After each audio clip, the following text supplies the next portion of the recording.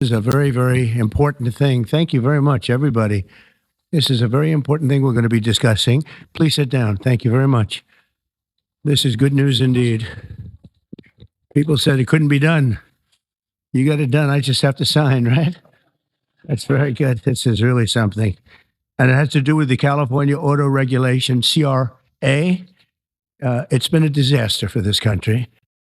And I want to thank everybody for being here. We officially rescue the U.S. auto industry from destruction by terminating the California electric vehicle mandate once and for all.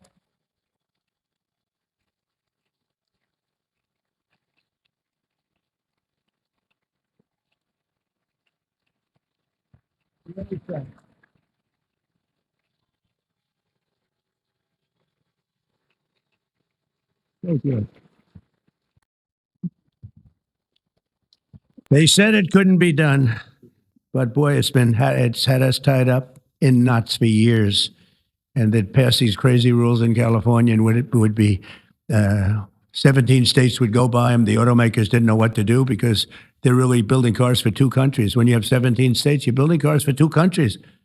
And I want to congratulate you all, the Senate, the House, the whole thing. It's incredible. I was going to sign a executive order and give it a shot. But the one good thing with this, number one, it holds up forever. And number two, unless somebody votes it out, they'll never do that. And it's just so much better, huh? It's so much better. That's so great. Very proud of you.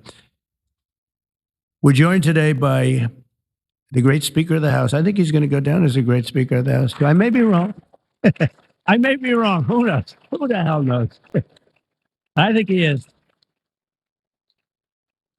And he's doing something. The only thing I would say is more important than this one. And I'll tell you what, it's almost close. That's how big this is today.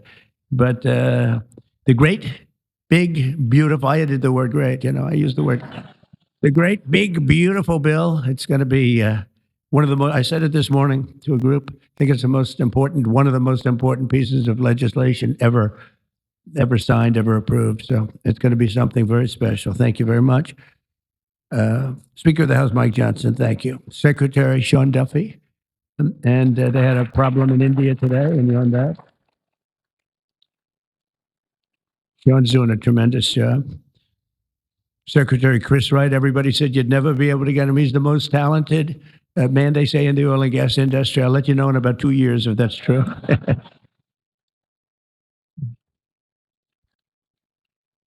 Well, Doug Burgum, I wanted Doug Burgum to head up energy because he was so successful in North Dakota. He's governor. And he said, sir, there's one person who's much better than me. I said, who? They said, Chris Wright. I said, who the hell is Chris Wright?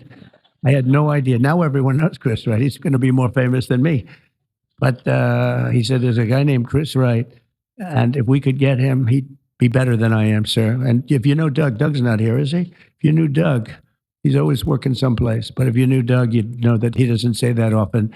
And he did. And Chris, you're doing great.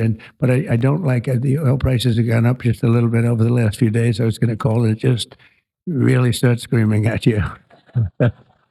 Are we okay? Nothing wrong, right? It's going to keep going down a little bit, right? Because we have inflation under control perfectly. You probably saw the records. Everyone's on television saying, what's going on here? Trump has proven to be right. All of these things. We've taken in $88 billion in tariffs in 2 months. $88 billion with no inflation. And if we're smart, there won't be. Now, we'd like to get this guy to lower interest rates because, if he doesn't, we have to pay. We have a lot of short-term debt. Obama gave it to us originally, and Biden carried it on. They like short-term. I like long-term cheap debt. But a lot of the debt comes through because Biden, he didn't do it. I'm sure he didn't know anything about it. But somebody approved short-term debt. It's all over the place. And it comes due starting very soon. And if we would lower the interest rates by 1 point, we'd pay about 1 point less. That's $300 billion a year. Can you believe it? 1 point. If he'd lower it by 2 points, we'd pay $600 billion a year less. That's for years, 10 years, 12 years, whatever we make it. But we can't get this guy to do it. And the fake news is saying, if you fired him, it would be so bad. It would be so bad. I don't know why it would be so bad, but I'm not going to fire him. I just want him to, we call him Too Late, right? Too Late is his nick, like Too Tall Jones. He was too tall, TOO. And I just say this because we want to get rid of inflation, and we have, but we're going to be paying more for debt. And all he has to do is lower it. Europe's done 10 lowerings. We've done none. And nobody understands it. Actually, today when the numbers came out, they were so good. You saw yesterday's numbers, incredible. No inflation. Today's numbers, today just came out, same thing, no inflation. They're all shocked. All these guys are watching from business, CNBC, and all of these different networks. Maria Bartiromo actually got it right. She's been getting it right for a long time, that one. I hope she's appreciated. And Joe Kiernan's been very good at CNBC, I must tell you, but other people aren't so good. But I will say that they can't believe what's happening. But if I could, because we can discuss, we get a lot of press, we get a lot of cameras rolling right now. Not that I like doing it, because I don't. But if we cut our interest by 1 point, for years, we save $300 billion. If we cut it by 2 points, we save, because it's pretty equivalent. We're going to spend $600 billion a year, $600 billion, because of one numbskull that sits here. I don't see enough reason to cut the rates now. And the problem he's got is that, and I explained to him, look, if inflation went up, cut your rates now. There's no inflation. We got it down. We got prices down. We got gasoline down. And you'll keep it going down and put gasoline's down. We drill, it's drill, baby, drill. That's why it's going down. But we're all that. But think of it. I said to him, he was in my office a couple of days ago. I said, if you think there's inflation, let's find out.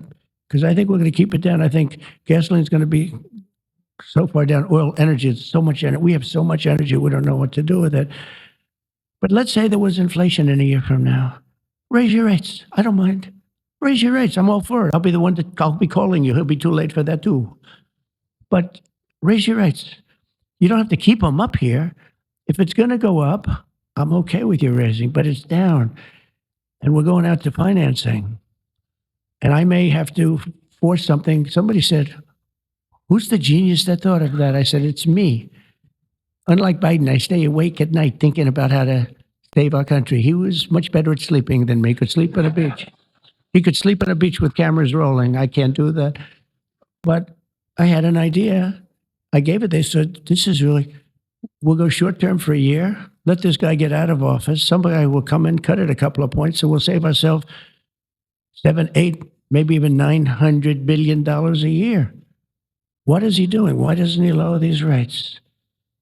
And with that, we'll get on to the California standard, which is a disaster, okay? So, Chris Wright, you're going to get the numbers down. Thank you very much. Lee Zeldin, one of the most important men in this room. He's the man. I get nervous when I talk to him. He's doing a great job. Nuclear, I say, okay, you can take 2 weeks for that approval. It used to take 20 years, then they wouldn't approve it. Now I say, Lee, nuclear, I'll give you 2 weeks for an approval. A coal-fired plant, you only get a couple of days. And oil and gas will give you a week, okay? Something like that. But he's doing it so fast, and we have so many plants being built right now. It's so beautiful to see. And one of the reasons they're coming here is because they have to produce tremendous, especially the AI, they have to produce beyond believable amounts of electricity. And they're doing, I said to them, I think this was more or less my idea. They didn't have the idea only because they didn't think a thing like this was possible. I said, as you build your plant, you're going to become a utility. And you're going to build a separate plant right alongside of it. You're going to build it. You're going to build a plant that produces electricity. And you'll produce it through natural gas, coal, nuclear. We don't want to produce it through wind because we don't feel like ruining 50 miles of beautiful plains and beautiful vistas. And but we want to produce it. Interestingly, China is opening up a coal plant every single week. But now I'm finding out it might be 2 plants every single week. And, usually that's a good gauge. If they're using coal, I guess we're supposed to use coal. And, we went to a coal standard. And not that you have to use coal. You're going to use whatever is best. I want to introduce also Senate Majority Whip John Barrasso, who's a tremendous guy, doctor. Okay? And he is a tremendous guy, tremendously talented doctor. When I have a medical situation for the country, for myself, I haven't used him, but I might have to. Maybe I'll do that. If it's serious enough, I think I'd probably do that. But he's a tremendously talented gentleman who happens to be a senator and one that's very respected. Chairwoman Shelley Moore Capito, and congratulations. I just endorsed your son. Did you know that? I endorsed your son. I endorsed your son, who's running in West Virginia, and he's great. In fact, he's